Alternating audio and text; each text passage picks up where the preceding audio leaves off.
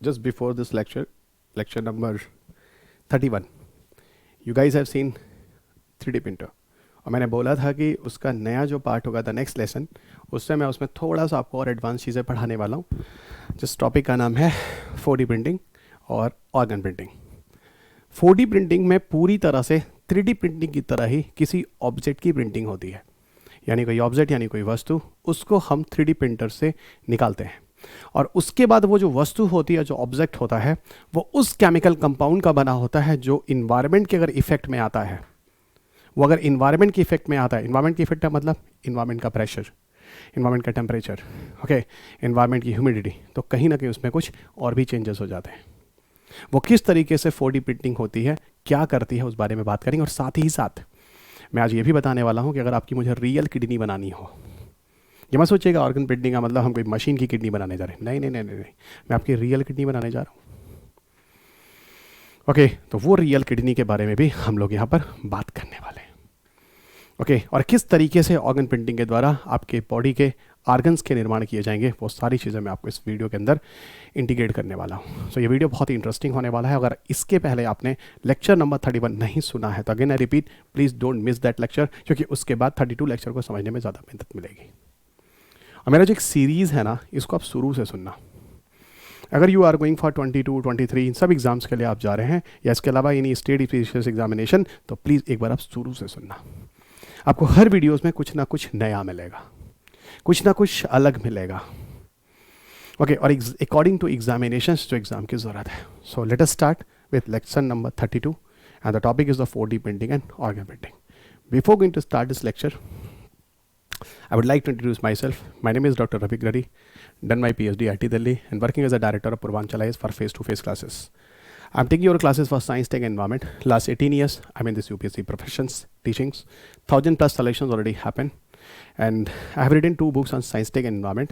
Those are highly demanding and highly selling book in the India and published by McGraw-Hill. So science and tech and environment, don't forget to read this book. This is very important for all of you. मेरा जो Telegram channel है जिस पर मेरे सारे के सारे PDF होते हैं, t.me/Ravi UPSC_Unacademy, यहाँ से आप ले सकते हैं. Unacademy पर मेरा जो प्रोफाइल है जहाँ पे मेरे प्लस के क्लासेस और स्पेशल क्लासेस होती हैं, unacademy.com/Ravi_P_2010 plus classes payable, okay, लेकिन हाँ special classes free of cost होती हैं. तो don't forget to follow this Unacademy my profile. You will get a lot of the benefit in the case of free classes also. Biology is running now in the free classes. मेरा Ravi UPSC code है. During joining any courses please use this code, you will get the extra 10% discount. It's a highly experienced faculties and very professional faculties, teaching faculties. They're available at the single window platform, that is the Unacademy. So join us this academy and join and listen to all the verifying educators under the live sessions. So this is a Republic Day offer, 6 months free extension. Here we are providing you between 25 to 27 if you are joining these classes with the name of Ravi UPSC, the extra okay 10% discount and plus 6 month extension you will get it. आप कोई भी course लेते हैं इन durations में, लेकिन हाँ condition है 1 साल से ज़्यादा का कोर्स होना चाहिए, मतलब मिनिमम 1 साल का होना चाहिए. ये क्विज़ेस हैं जो 26 जनवरी को है, that is the 60 minutes 50 question 2 बजे. इसे ज्वाइन करना मत भूलिएगा. बहुत सारे इसमें आपको ऑफर भी मिलने वाले हैं, ऑप्शन भी मिलने वाले हैं और अवार्ड्स भी मिलने वाले हैं. ये अट्रैक्टिव प्राइजेस हैं जो आप इस दिन आप दे सकते हैं. यहाँ पर आपके प्रीवियस ईयर क्वेश्चन पेपर 11 से 2020 तक के पेपर के डिस्कशन होने वाले हैं. ये पूरे कोर्सेज हैं जो आप 25 से 27 जनवरी के बीच में अगर ज्वाइन करते हैं तो you can gate many benefits. और यहाँ पर अगर रवि UPSC के साथ यूज़ करते हैं तो 1 साल के ऊपर एक तो 6 मंथ एक्स्ट्रा एक्सटेंशन आपको मिल रहा है और plus in those all the faeces में 10% और डिस्काउंट आपको मिलता है. सो फाइनली हम आ गए जहाँ पर जिसके लिए मैं आपके सामने जुड़ा हूँ, that is 4D printing and organ printing. So 4D printing में क्या होता है मैं आपको लिए चलता हूँ. मैंने अभी आपको बोला था कि 3D प्रिंटिंग में जो ऑब्जेक्ट आपने बनाया है, ओके, वो कैसे बनाया था, एडिटिव लेयरिंग से बनाया था. अगेन आई रिपीट, अगर आपने 31 लेक्चर नहीं देखा तो please see that 31 lecture and then you come on 32, ज़्यादा बेहतर होगा. मैंने 31 लेक्चर में आपको बताया था कि जब 3D प्रिंटिंग होती है तो हम जब भी किसी कार्ट्रेजेस मतलब वो मटेरियल जिसका हम कोई ऑब्जेक्ट बनाते हैं उसको यूज़ करते हैं, तो लेयरिंग के फॉर्म में जाकर पूरा का पूरा ऑब्जेक्ट तैयार होता है. ओके, एक एक लेयर फॉर्म में जुड़ता चला जाता है और अंत में जाके एक पूरा ऑब्जेक्ट तैयार हो जाता है. तो ठीक है, आप 3D प्रिंटिंग से ऑब्जेक्ट बना लो, लेकिन याद रखना यहाँ पे ये चीज़ मैटर करता है कि जिस केमिकल कंपाउंड का आप ऑब्जेक्ट बना रहे हो वो कौन सा है, जो कि 4D प्रिंटिंग एक्चुअल में उसी कंपाउंड की प्रॉपर्टी पे डिपेंड करता है। यानी 3D प्रिंटिंग के बाद आपने जो ऑब्जेक्ट बनाया है उसमें कोई ना कोई चेंजेस किया जाता है, और वो चेंजेस जो होता है in the reference of environment होता है। क्या चेंजेस होता है in the reference of environment, मैं आपको बताता हूँ। पहला, इन्वायरमेंट ग्रेडियंट के हिसाब से उनके जो भी ऑब्जेक्ट्स आप बनाते हैं 3D ऑब्जेक्ट्स के बाद, उनमें चेंजेस होते हैं इन्वायरमेंट फैक्टर्स में। जैसे इन्वायरमेंट में टेम्परेचर मिल जाएगा, इन्वायरमेंट में प्रेशर मिल जाएगा, इन्वायरमेंट में ह्यूमिडिटी मिल जाएगी, इन सब के प्रेजेंस में उसके शेप में चेंजेस हो जाते हैं। अब आप कहोगे सर ऐसी कोई चीज़ है क्या जो 3D प्रिंटिंग से एक ऑब्जेक्ट के फॉर्म में बनाई गई और इन्वायरमेंटल इन्फ्लुएंसेस में उसमें चेंजेस होते हैं? डेफिनेटली है, डेफिनेटली है, और वही मैं आपको लिए चलता हूं। आप यहां देख सकते हैं, that is a hydrogel. Hydrogel एक स्मार्ट मटेरियल है। स्मार्ट मटेरियल इसलिए बोला क्योंकि ये जिस इन्वायरमेंटल कंडीशन में रूप को चेंज करता है, अगर फिर से इन्वायरमेंटल कंडीशन वो उसी फॉर्म में आज लौट आता है तो फिर से अपने उसी ओरिजिनल फॉर्म में वो हाइड्रोजेल उसी शेप को ले लेता है ना? कमाल की चीज़।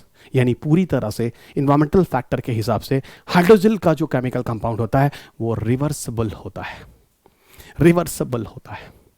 Condition change, property change, condition came original, again the organism या जो भी ऑब्जेक्ट है again came in the original conditions.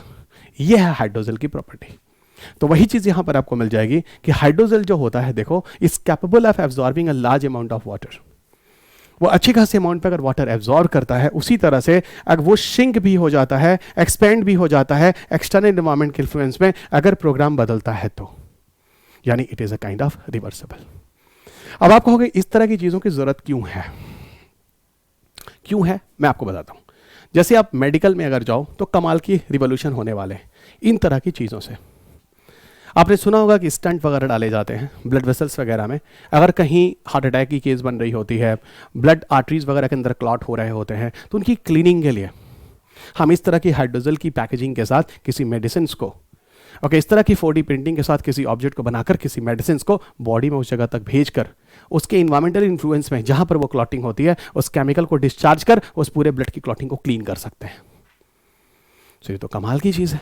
यानी आप कह रहे हैं कि किसी 4D ऑब्जेक्ट्स को जो किसी ब्लड क्लॉटिंग वाली की जगह पर उसका एक इन्वायरमेंटल कंडीशन है जहां जाकर केमिकल को डिफ्यूज कर दे, वहां से अपने मेडिसिन को सारा का सारा निकाल कर और उस जगह की क्लीनिंग कर दे, तो आपको ये बताओ कि आपको बाईपास सर्जरी की क्या जरूरत है? आप एक कोलेस्ट्रॉल लेवल जो डिपॉजिट हो रहे हैं उनको क्लीन कर दे, तो इसमें क्या दिक्कत है? तो आपकी लाइफ अच्छी खासी हो जाती है। एंड द पर्सन जिसको चांसेस है हार्ट अटैक होने का या इस तरह की बाईपास सर्जरी करने का कोई ज़रूरत ही नहीं पड़ेगी, उसकी पूरी आर्टरीज और चीज़ें क्लीन हो जाती हैं। तो ये है आपको इसका भविष्य जो मैं समझाने की कोशिश कर रहा था। अब आपको लिए चलता हूं अगला टॉपिक में जो इससे भी ज़्यादा मज़ेदार है, ऑर्गन प्रिंटिंग। पता है जब भी ये टॉपिक आता है तो स्टूडेंट ये सोचते हैं, जब मैं इनको 3D 4D के साथ लाता हूँ तो ये सोचते हैं कि ऑर्गन प्रिंटिंग में एक्चुअल में किसी मशीन का आई बनने वाला है, किसी मशीन में एक ईयर बनने वाला है। इसे कहते हैं बायोनिक आई। बायोनिक ना, ये रियल ऑर्गन है दोस्त। इसलिए मैंने आपको वीडियो की शुरुआत में, लेक्चर की शुरुआत में बोल दिया था, यहाँ पर हम लोग रियल ऑर्गन बनाने जा रहे हैं, यहाँ हम लोग रियल ऑर्गन बनाने जा रहे हैं। तो चलिए बात करते हैं ऑर्गन प्रिंटिंग के बारे में। ऑर्गन प्रिंटिंग में एक्चुअल में आपको क्या चाहिए पता है? ध्यान रखिएगा, ऑर्गन प्रिंटिंग के लिए आपको चाहिए जो कॉर्ट्रेज, वो है स्टेम सेल। ये आपको सबसे पहले नोटिस कर लेना है। अगर आपको ऑर्गन प्रिंटिंग बनानी है तो आपको कॉर्ट्रेज क्या चाहिए? स्टेम सेल चाहिए।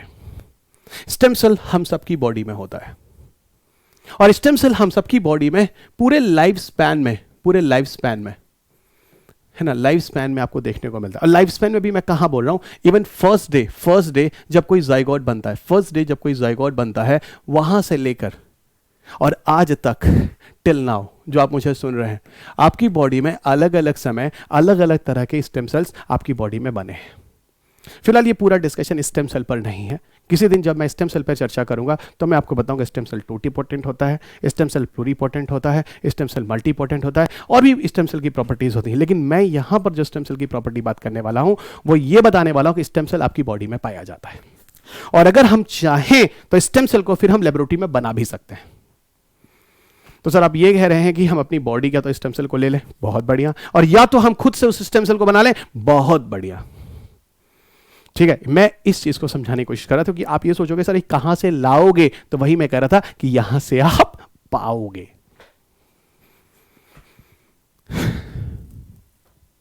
ओके, फिर मैं कह रहा हूं, मैं आपको स्टेम सेल नहीं पढ़ा रहा हूं, लेकिन स्टेम सेल को थोड़ा सा यूज करना होगा, क्योंकि ऑर्गन प्रिंटिंग करने के लिए एक्चुअल में हमें जो कॉटरेज चाहिए, कॉटरेज जैसे आप नहीं कॉटरेज भराते हैं प्रिंटर में स्याही खत्म हो जाती है, उसको कॉटरेज बोलते हैं ना, तो उसी तरह यहां पर जिस कॉटरेज को आप यूज करेंगे ऑर्गन बनाने के लिए, है ना, उसको मैं कह रहा हूं वो कॉटरेज यहां पे स्टेम सेल होगा। तो सर यहां पर स्टेम सेल के सेल को कलेक्शन करके रख लेंगे और उसकी मदद से हम प्रिंटिंग करके कोई ऑब्जेक्ट बनाएंगे, डेफिनेटली, और ये ऑब्जेक्ट कोई और नहीं होगा, बॉडी का ऑर्गन होगा। ओके, अब जरा देखना, मैं आपको लिए चलता हूं आगे की तरफ। ये देखो, ऑर्गन प्रिंटिंग में आप जो भी ऑर्गन बनाते हैं वो एक सॉलिड ऑर्गन भी हो सकता है और एक हॉली भी हो सकता है, हॉलो भी हो सकता है, यानी खोखला भी हो सकता है। खोखला का मतलब ब्लड वेसल्स टाइप का, और सॉलिड ऑर्गन है तो मान लो किडनी विडनी जैसा। तो यानी मैं स्टेम सेल से हॉलो और सॉलिड दोनों तरह के ऑर्गन बना सकता हूं through the help of organ printing. पहले आपको लिए चलता हूं। असल में देखो ऐसा है कि पहला कॉमर्शियल जो बायोप्रिंटर बना था, जो कंपनी थी, वो ऑर्गेनोवो थी। ओके, और 2008 में आपको बताऊं तो प्रिंटेड ब्लड वेसल्स और कार्डियक टिश्यूज को चिकन से बनाया गया था। ओके, चिकन मतलब वही मुर्गा जो भी समझ लो आप, उनसे बनाया गया 2008 में। ये एक डेवलपमेंट है जहां पर ऑर्गेनिक और जहां पर ऑर्गन प्रिंटिंग की बात आपको समझाने की कोशिश कर रहा हूं। ओके, एक्चुअल में ऑर्गन प्रिंटिंग में क्या होता है?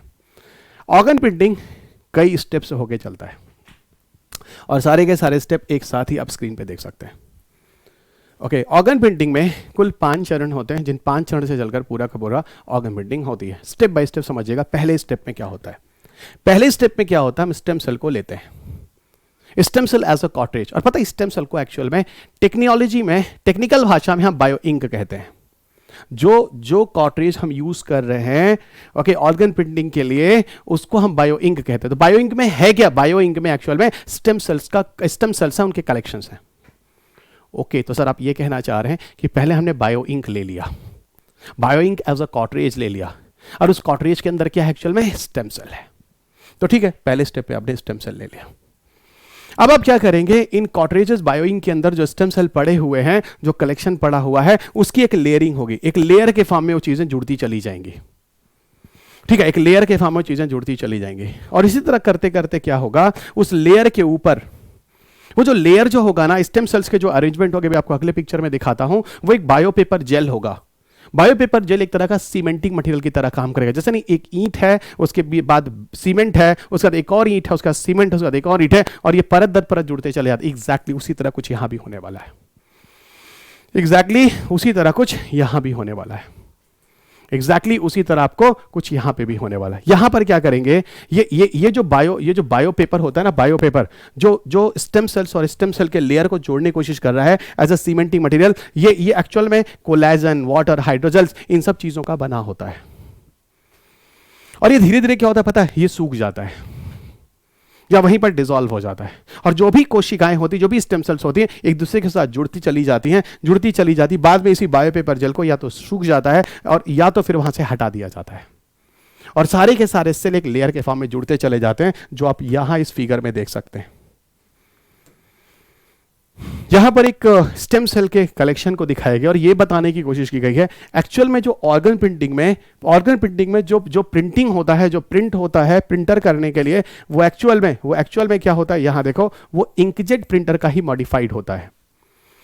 जैसे इंकजेट प्रिंटिंग काम करता है, एग्जैक्टली उसका वर्किंग प्रिंसिपल इंकजेट प्रिंटर की तरह होता है। एक एक स्टेम सेल को उठा के उसको अरेंज करता चला जाता है, एक शेप देता चला जाता है। किस तरीके से शेप देता है? यहां देखो आप, ये देखो, ये है आपको पूरा का पूरा वर्किंग मैकेनिज्म। क्या हो रहा है? एक नीचे आपको बायोपेपर जेल दिख रहा होगा, थोड़ा सा लाइट ब्लू कलर का, उसके ऊपर आपको स्टेम सेल एक अरेंजमेंट में जुड़ता चला गया होगा। उसके ऊपर फिर देखो एक लेयर के बाद स्टेम सेल, और स्टेम सेल के बाद एक और लेयर आपको दिख रहा होगा, बायोपेपर जेल। उसके बाद फिर एक स्टेम सेल को एक अरेंजमेंट में जोड़ दिया जाता है, फिर एक बायोपेपर जेल की एक लेयरिंग आ जाती है, फिर स्टेम सेल को एक अरेंजमेंट में जोड़ दिया जाता है, फिर बायोपेपर जेल की एक लेयरिंग आ जाती है। धीरे धीरे बायोपेपर जेल जो होते हैं तो ड्राई हो जाते हैं या वहां से हटा दिए जाते हैं, और सारे के सारे स्टेम सेल आपस में जुड़कर ये देखो अंत में जाकर एक ऑर्गन का निर्माण करती है। जो आपने पीछे थियरी देखा था, उसको मैंने यहां इस पिक्चर के थ्रू समझाने की कोशिश की है। उम्मीद करता हूं आपको चीज़ें, एक आइडिया आपके दिमाग में आ रहा होगा किस तरीके से आप स्टेम सेल से लेकर पूरे ऑर्गन का निर्माण करते हैं। अगर स्टेम सेल में ये प्रॉपर्टी भी होती है, आपको बताऊं, क्योंकि आप में से काफी स्टूडेंट मेरे से पूछ सकते हैं सर हम स्टेम सेल ही क्यों ले रहे हैं, कोई और सेल क्यों नहीं लेते, क्योंकि स्टेम सेल की प्रॉपर्टी होती है। मैंने बोला ना हम स्टेम सेल का लेक्चर नहीं ले रहे हैं।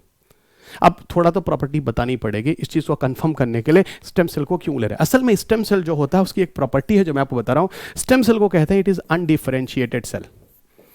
स्टेम सेल को कहा जाता है it is an undifferentiated cell और अनस्पेशलाइज्ड सेल। इसको अनडिफरेंशिएटेड और अनस्पेशलाइज्ड सेल कहते हैं। तो stem cell is what, it is undifferentiated and specialised cell, यानी इसको हम बहुत ही मासूम या इनोसेंट कह सकते हैं इन द बिगनिंग। ये काफी इनोसेंट सेल होता है, काफी मासूम सेल होता है, लेकिन होता बड़ा कमाल का है, बहुत ही कमाल का होता है। और इतना कमाल का होता है कि इस स्टेम सेल से कंप्लीट ऑर्गन बना लेता है। It can develop a complete organ, my God. और पता है डिफरेंट ऑर्गन बना सकता है। इसीलिए स्टेम सेल पर आपके पेपर में मेंस के क्वेश्चन आते हैं। आपके 19 में क्वेश्चन पूछा गया, मेंस में, पीटी में क्वेश्चन पूछा गया और आगे भी आएगा। Stem cell is the future in the medical industry in the coming future guys. ये जो हम लोग आर्गन वार्गन ले रहे हैं ना किसी से, सब कुछ खत्म हो जाएगा जिस दिन थेरेपेटिक क्लोनिंग भी एक क्लोनिंग का पार्ट होता है, उसमें स्टेम सेल को यूज करते हैं और हम स्टेम सेल की मदद से ऑर्गन्स बनाने लगेंगे।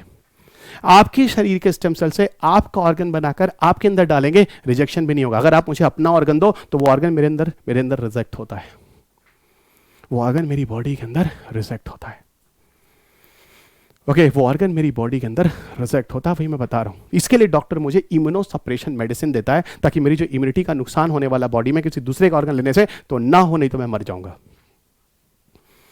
ओके, ये मत सोचिएगा अगर मुझे कोई ऑर्गन डोनर मिल गया और मेरी किडनी फेल होती है तो मैं 100% बच जाऊंगा, बिल्कुल नहीं। क्योंकि आपके मामा पापा दूसरे हैं, आपका जीन दूसरा है, मेरे मामा पापा दूसरे हैं, मेरा जीन दूसरा है, आपका ऑर्गन मेरे अंदर 100% रिजेक्ट होगा। इसीलिए डॉक्टर मेरी बॉडी को पूरी की पूरी तरह से इम्यूनो सप्रेशन मेडिसिन पर रखेगा। यस, इम्यूनो सप्रेशन मेडिसिन पर रखेगा। ठीक है, तो मैंने आपको बताया स्टेम सेल के बड़े ही अनोखे फीचर्स। फिर कह रहा हूं स्टेम सेल पर कभी जरूर बात करेंगे क्योंकि टॉपिक बहुत ही मजेदार है। ये कुछ फैक्चुअल डेटा है जो आपको बताना जरूरी है। ये एक डॉक्टर है जिनका, एक सर्जन है जिनका नाम है एंटोनी अटाला। ठीक है, ये उनका लैब है, थोड़ी फोटोग्राफ्स दिखाने की कोशिश की है।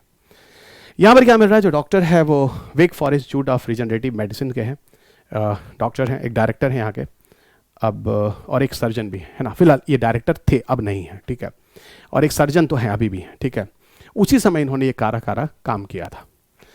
इनकी टीम ने मिलकर क्या किया था, फर्स्ट फंक्शनल आर्टिफिशियल ब्लैडर बनाया था जो एक ह्यूमन के अंदर ट्रांसप्लांट किया गया था। ठीक है, फिलहाल पूरी तरह से अभी तक सक्सेसफुली इस तरह के ट्रांसप्लांटेशन नहीं हुआ। 2011 में इस तरह के सक्सेसफुली प्रिंटेड जो किडनी बनाई गई ह्यूमन सेल से 7 आवर्स के अंदर।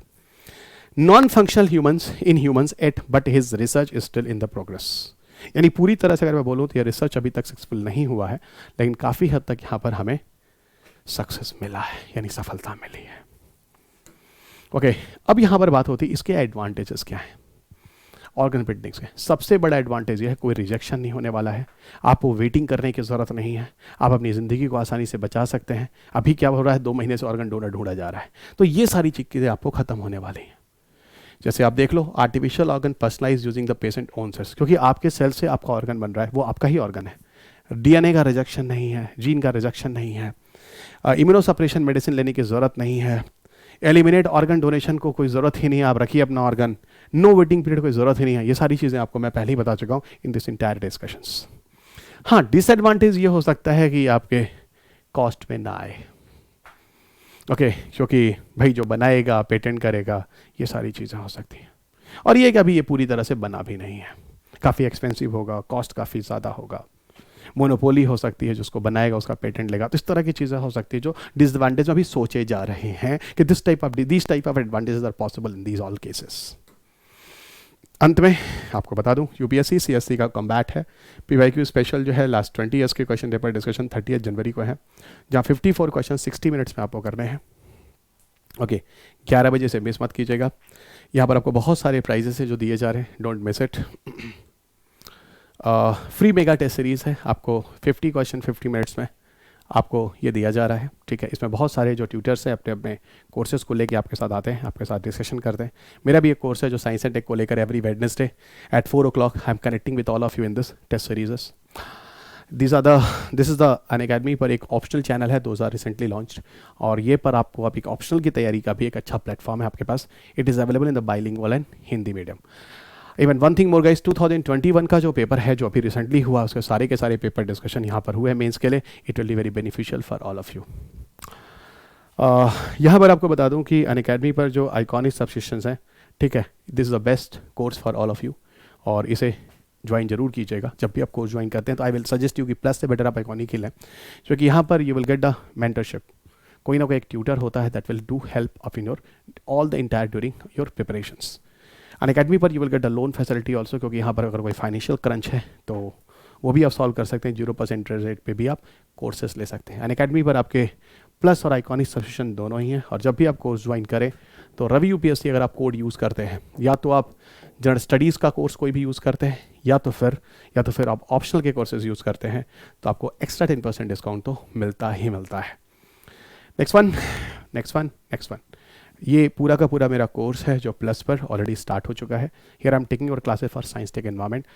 Science tech environment always book in you, every videos में बोलता रहा हूँ, एवरी वीडियो में बोलता रहूँगा। 30-35 क्वेश्चंस का वेटेज होता है, अच्छा खासा वेटेज है साइंस टेक एनवायरमेंट का।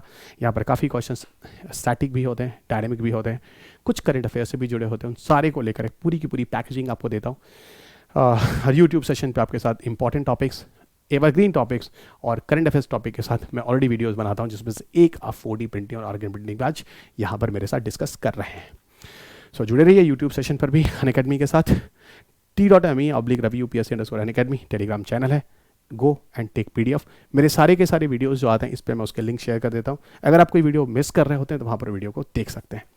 अनअकैडमी प्रोफाइल जो मेरा unacademy.com/ravi_P_2010, यहाँ पर आपको मेरा अनअकैडमी का प्रोफाइल है। यहाँ पर प्लस के कोर्सेज के साथ मेरे स्पेशल क्लासेस भी आपको मिल जाती हैं।